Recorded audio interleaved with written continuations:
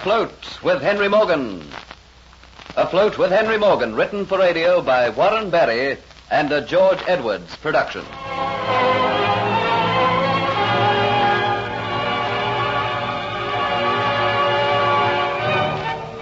Dolores, masquerading as Sir Thomas's kinswoman, Antoinette de Lacy, induces Geoffrey Hunter to fall in love with her, so that he will tell her Henry Morgan's immediate plans.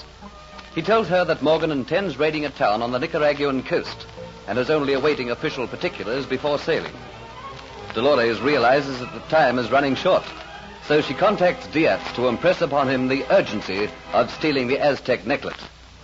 When Diatz learns that Geoffrey is the only one who knows of the hiding place of the necklet, he vows that it will be upon Geoffrey that Morgan's wrath will fall. I care not what Morgan thinks or whom he trusts. All I want is the Aztec necklet and to trap Henry Morgan. You could not have any idea just how much it means to me to know that Hunter will get the blame of taking the necklet. No matter how much he protests innocence, Morgan will never believe him. And when I disappear and go back to Cuba, Morgan, knowing how friendly I have become with Hunter, will have his suspicions turned to certainty. But Morgan might get the news for which he is waiting at the moment. We have not got much time. But how to find the hiding place? Couldn't you get Hunter to tell you? No. He has told me all I have learned without realizing it. But if I should question him about the Aztec necklet, he would notice my interest, and that is something I don't want. How is it that you have got Hunter to tell you so much? That is too simple. You men are all such fools.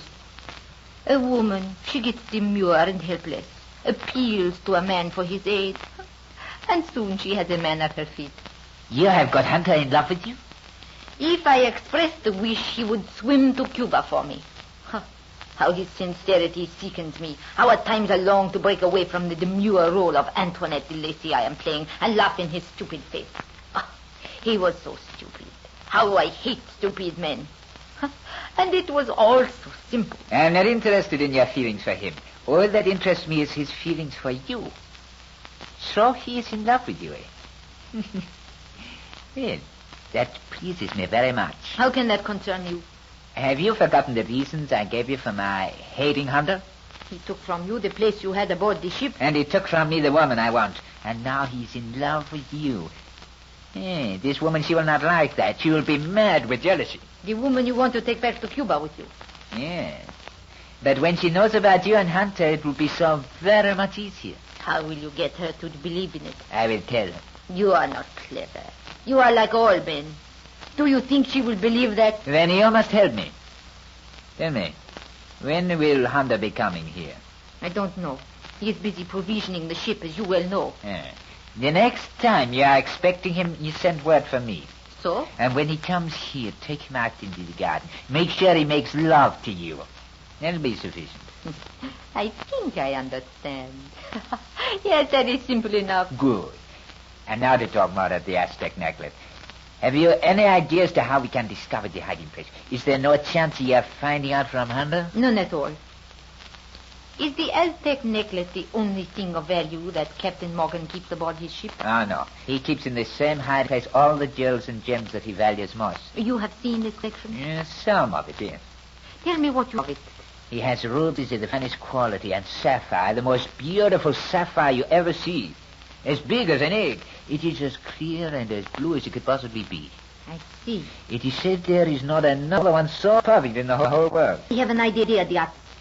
Do you know of a gem worker who is not too honest, but is an expert at making imitation gems?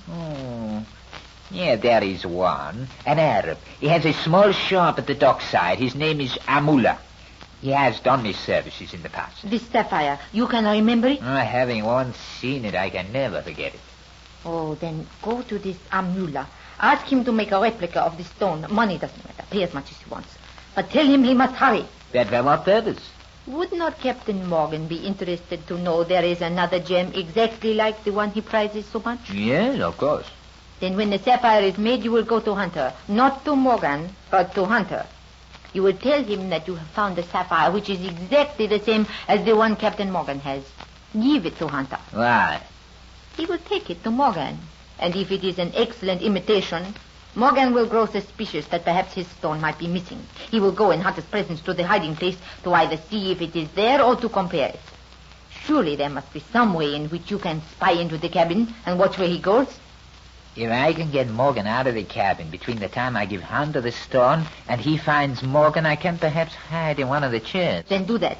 Go at once to this gem maker and commission him to make the sapphire. And you'll not forget to let me know the next time Hunter comes here. I will send a message to you in some way.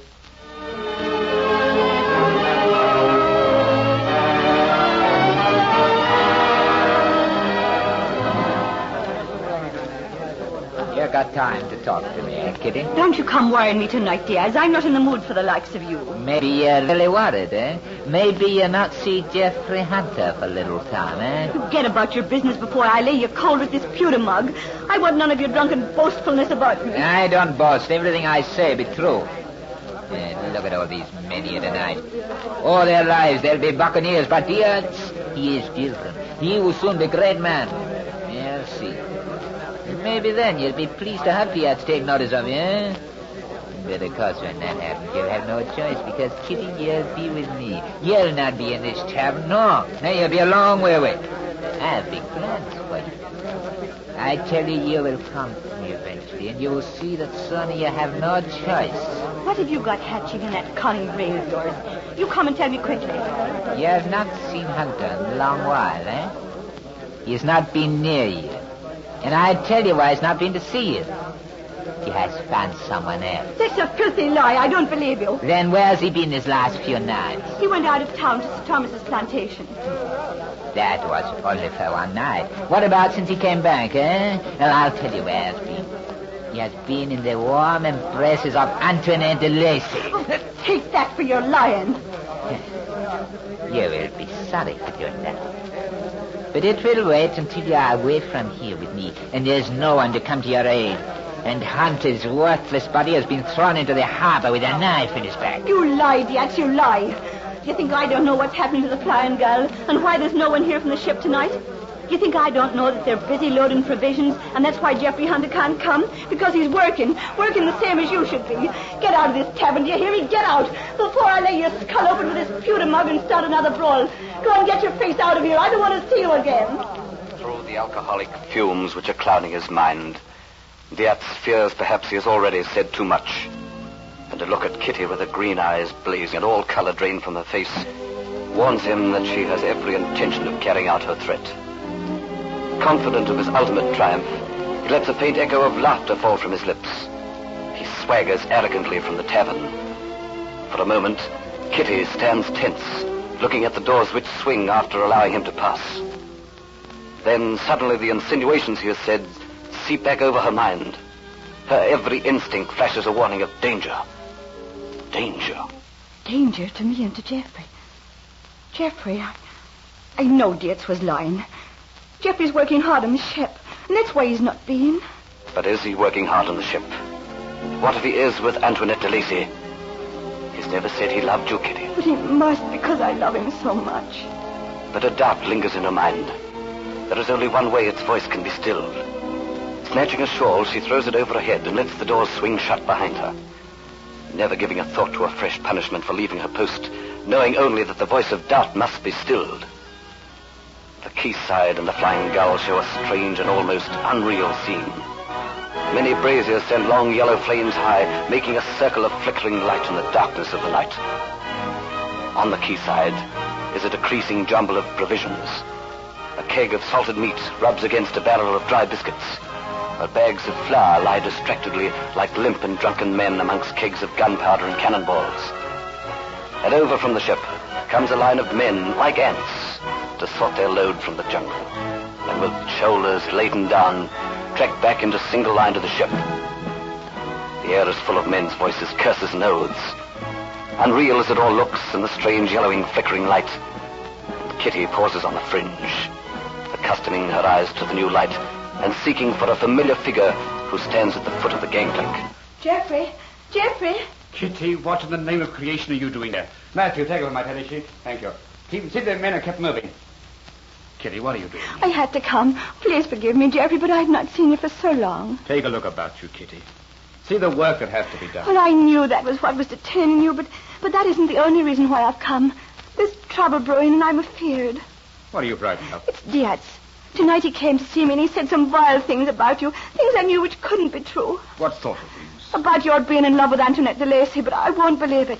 But that was not all he said. What else? Oh, Jeffrey, I think he's planning something which involves you and me. Something which might destroy us both. He's so boastful. Is he now? Well, Kitty, I can't stay and talk. You understand, I have a job to do. I will come to the tavern and see you as soon as I can get a moment to spare. You know I'll be waiting for you. No. You run along before your absence is discovered. Here comes Captain Morgan. All right, Jeffrey. And I'll be waiting for you. You've done a good job, Hunter. I think we'll be loaded by morning, Captain Morgan. No, don't go back to tallying. I have news for you. I heard word tonight as to where that treasure mule train is going, the name of the town it's going to be at, and how long it's going to be there. I can tell you the full particulars of the expedition now, so you'd better come on board.